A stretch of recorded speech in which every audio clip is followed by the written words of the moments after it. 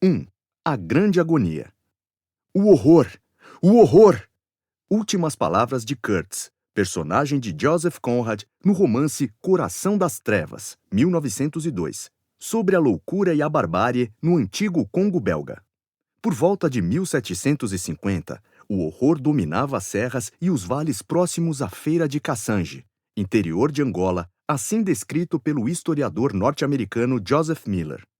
Ali as pessoas matavam e eram mortas como se a vida nada valesse. Não usavam roupas e consumiam carne humana e insetos vivos. Os cadáveres eram jogados nas estradas e devorados pelos famintos que por elas trafegavam. Quando estranhos se aproximavam, os fugitivos se escondiam na copa das árvores e atacavam todos os forasteiros que julgassem capazes de dominar. As guerras, agravadas por secas arrasadoras, produziram uma devastação tão absoluta que os homens mais jovens sobreviviam apenas da captura, do consumo e da venda de outros. Cerca de 90% da população envolvida nos conflitos acabou dizimada. O território ficou quase completamente desabitado. Nos 2 séculos anteriores, o perímetro da escravidão tinha avançado o continente adentro por cerca de 800 quilômetros. Como um tsunami colossal que, partindo do litoral atlântico, tivesse devastado o interior africano.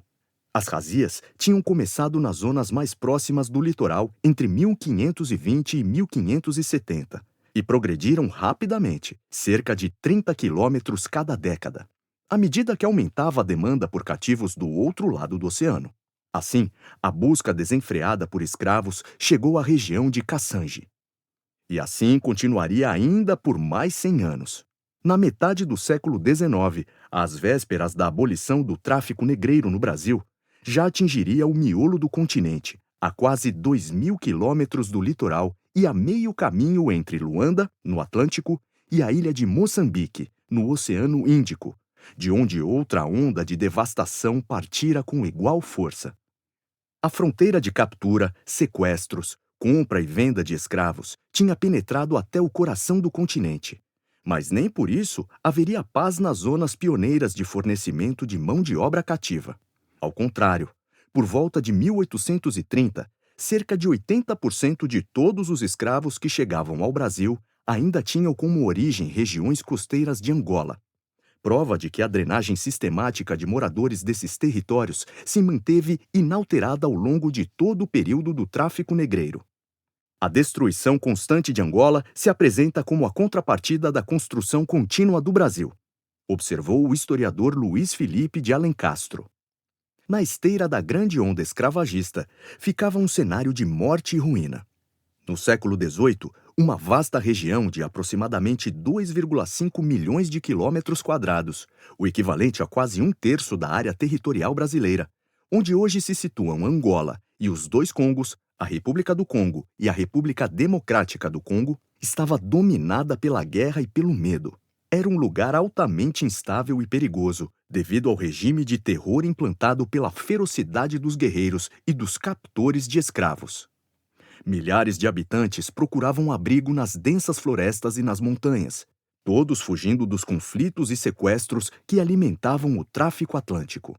Jean Vancina, historiador e antropólogo belga, reproduziu uma interessante descrição da chegada dos portugueses a Angola. A guerra contra o Angola de Quiluange, título do rei ou soberano local, e o início do tráfico de escravos.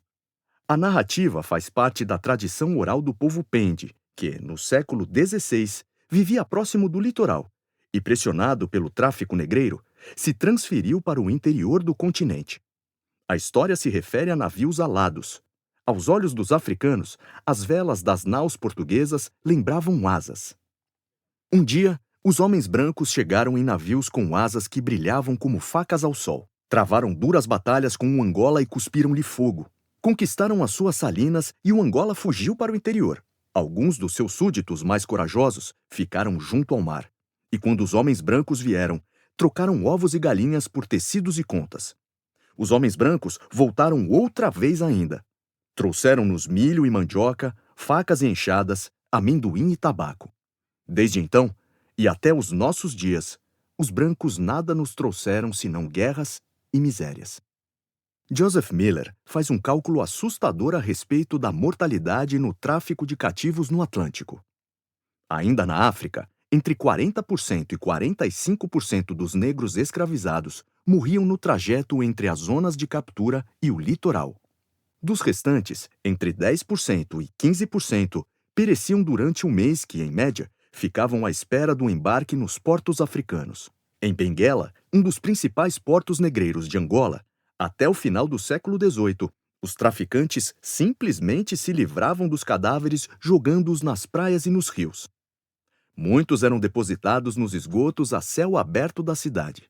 Dos sobreviventes que embarcavam nos navios negreiros, outros 10% em média morreriam na travessia do oceano.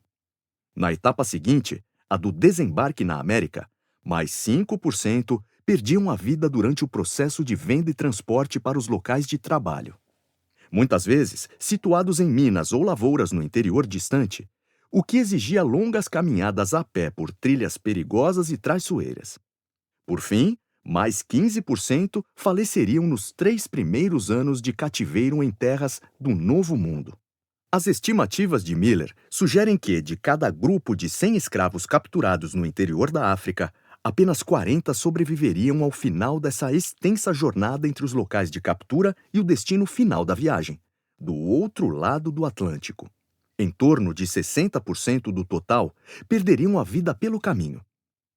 Traduzindo em números absolutos, ao longo de mais de 350 anos, entre 23 milhões e 24 milhões de seres humanos teriam sido arrancados de suas famílias e comunidades em todo o continente africano e lançados nas engrenagens do tráfico negreiro. Quase a metade, entre 11 milhões e 12 milhões de pessoas, teria morrido antes mesmo de sair da África. Hoje, estima-se com relativa segurança que aproximadamente 12,5 milhões de cativos foram despachados nos porões dos navios, mas só 10,7 milhões chegaram aos portos do continente americano. O total de mortos na travessia do oceano seria de 1,8 milhão de pessoas, portanto, superior aos 10% citados por Miller para o caso de Angola.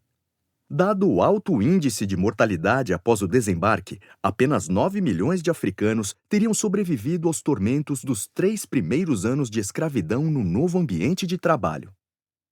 A história da escravidão africana no Brasil é repleta de dor e sofrimento. Centenas de livros já foram escritos sobre o tema, mas provavelmente nenhum deles conseguirá jamais expressar as aflições de um único cativo dos milhões capturados na África, embarcados à força em um navio, arrematados como mercadoria qualquer num leilão do outro lado do oceano, numa terra que lhes era completamente estranha e hostil, onde trabalhariam pelo resto de suas vidas sob o chicote e o tacão de seu senhor. Um detalhe, porém, talvez ajude os leitores de hoje a ter uma ideia, ainda que remota, do tamanho dessa tragédia. Diz respeito ao comportamento dos tubarões que seguiam as rotas dos navios negreiros. Durante mais de 3 séculos e meio, o Atlântico foi um grande cemitério de escravos. Era no mar, durante a travessia, que as cifras de mortalidade ficavam mais evidentes. Como escravos representavam um investimento, uma mercadoria valiosa do ponto de vista dos traficantes, cada óbito tinha de ser registrado nos chamados Livros dos Mortos, pelos capitães dos navios, ao lado de diversos outros itens que apareciam nas colunas de crédito e débito dos relatórios de contabilidade. Por isso, os números de mortos durante esse tipo de viagem são mais precisos do que os das demais travessias náuticas da época, geralmente baseados em estimativas. Isso permite fazer hoje um cálculo assustador. Se entre o início e o final do tráfico negreiro, pelo menos 1,8 milhão de cativos morreram durante a travessia, isso significa que, sistematicamente, ao longo de 350 anos em média, 14 cadáveres foram atirados ao mar todos os dias. Por essa razão, os navios que faziam a rota África-Brasil eram chamados de tumbeiros, ou seja, tumbas flutuantes. Alguns exemplos ajudam a dar uma noção mais precisa desses números.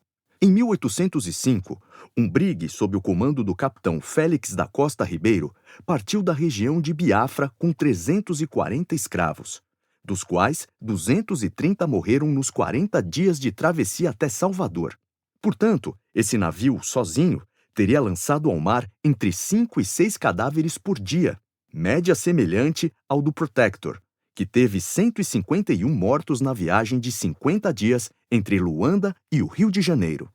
No caso do Brig Flor da Bahia, que perdeu 192 dos 557 cativos embarcados de Moçambique para Salvador, uma viagem de cerca de 70 dias, a média de corpos atirados da amurada do navio teria sido de quase 3 por dia. Morria-se de doenças como disenteria, febre amarela, varíola e escorbuto. Morria-se de suicídio. Escravos que, tomados pelo desespero, aproveitavam-se de um descuido dos tripulantes, subiam à amurada das embarcações e jogavam-se ao mar. Por essa razão, os navios negreiros geralmente eram equipados com redes estendidas ao redor do deck superior para prevenir esses atos. Morria-se ainda de banzo, nome dado pelos africanos para o surto de depressão muito frequente entre os cativos. Alguém acometido por banzo parava de comer, perdia o brilho no olhar e assumia uma postura inerte, enquanto suas forças vitais se esvaíam no prazo de poucos dias. O banzo é um ressentimento estranhado por qualquer princípio, como a saudade dos seus ou de sua pátria, descreveu no final do século XVIII Luís Antônio de Oliveira Mendes, advogado português nascido na Bahia. É uma paixão da alma que se entregam, que só é extinta com a morte. Nota do autor. O baiano Luís Antônio de Oliveira Mendes é o autor de um dos mais vivos testemunhos sobre a brutalidade do tráfico negreiro. O seu trabalho foi apresentado à Academia das Ciências de Lisboa em 12 de maio de 1793, inserido no tomo 4 das Memórias Econômicas da Academia Real das Ciências de 1812 e reproduzido a partir de novembro do ano seguinte em diferentes números do Investigador Português na Inglaterra. Esse texto foi republicado em nossos dias, primeiro como anexo à obra As Companhias Pombalinas de Navegação, Comércio e Tráfico de Escravos da Costa Africana para o Nordeste Brasileiro, de Antônio Carreira, e depois em forma de livro, com o título Memória a respeito dos escravos e tráfico da escravatura entre a costa da África e o Brasil, com um ensaio introdutório de José Capella. Luís Antônio de Oliveira Mendes nasceu em Salvador, na Bahia, em 1748, e faleceu após 1817. Formou-se em leis em 1777 na Universidade de Coimbra, onde também cursou filosofia, medicina, história e química. Foi, durante alguns anos, advogado da Casa de Suplicação em Lisboa, da Nunciatura Apostólica e da Câmara Eclesiástica. Inventou várias máquinas, como bombas d'água, uma semeadora e uma escada que se expandia e contraía para socorro nos incêndios, e descreveu-as em 2 obras que conhecemos impressas: Memória Analítico-Demonstrativa da Máquina de Dilatação e Contração e Tentativas, ou Ensaios, em que tem entrado o autor da máquina de dilatação e de contração, e da Memória Analítico-Descritiva dela, ambas de 1792. Além disso, descobriu uma mina de ferro nas margens do Mondego e outra de Ocra, nas vizinhanças da Vila de Góis. Poeta, historiador, jurista e homem de ciência, foi sócio da Academia Real das Ciências de Lisboa, onde apresentou muitos de seus trabalhos sobre os temas mais variados, como era a norma entre os homens de erudição de seu tempo. Tendo passado a maior parte da vida em Portugal, regressou ao Brasil em data que se ignora.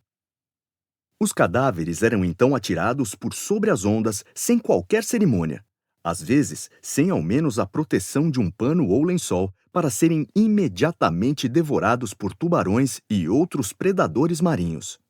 Segundo inúmeras testemunhas da época, mortes tão frequentes e em cifras tão grandes fizeram com que esses grandes peixes mudassem suas rotas migratórias, passando a acompanhar os navios negreiros nas travessias do oceano, à espera dos corpos que seriam lançados sobre as ondas e lhes serviriam de alimento. Esses rituais eram parte da rotina a bordo. Os tubarões começavam a seguir os navios negreiros assim que as embarcações alcançavam a costa da Guiné, escreveu o historiador Marcos Rediker. Eram observados pelos marinheiros da Senegâmbia ao Congo e Angola, passando pela Costa do Ouro e dos Escravos, atuais Gana, Togo, República do Benin e Nigéria. sempre que os navios estavam ancorados ou se moviam lentamente. Um corpo, um homem vivo que caísse nas águas por acidente seria imediatamente destroçado.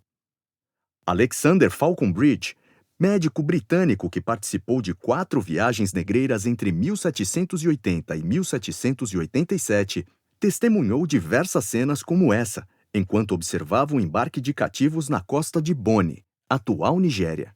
Segundo ele, os tubarões cercavam os navios em números inacreditáveis, devorando rapidamente os negros que eram arremessados da amurada. Relato semelhante é o de John Atkins, também médico da Marinha Britânica na primeira metade do século XVIII. Diversas vezes eu vi os tubarões se apoderarem de um cadáver assim que era jogado ao mar, despedaçando-o e devorando-o com tal voracidade que não dava tempo sequer para que começasse a afundar nas águas. Do embarque na costa da África, cardumes de tubarões seguiam as embarcações por milhares de quilômetros na travessia do oceano. Segundo os registros no diário do capitão Hugh Crow, que fez 10 viagens nesse percurso. Eles estão sempre ao redor do navio, à espera de que algum corpo seja jogado nas águas, descreveu Crow. Comprovando suas observações, em 1785, diversos jornais de Kingston, capital da Jamaica, noticiaram que a chegada de novas cargas de escravos tinha trazido consigo uma tal quantidade de tubarões que banhar-se nas águas do rio local se tornou algo extremamente perigoso. A história da devastação do continente africano e da transformação do Oceano Atlântico num imenso cemitério começou muitos séculos antes, no ancoradouro de um vilarejo de casinhas brancas debruçadas sobre o mar na região sul de Portugal.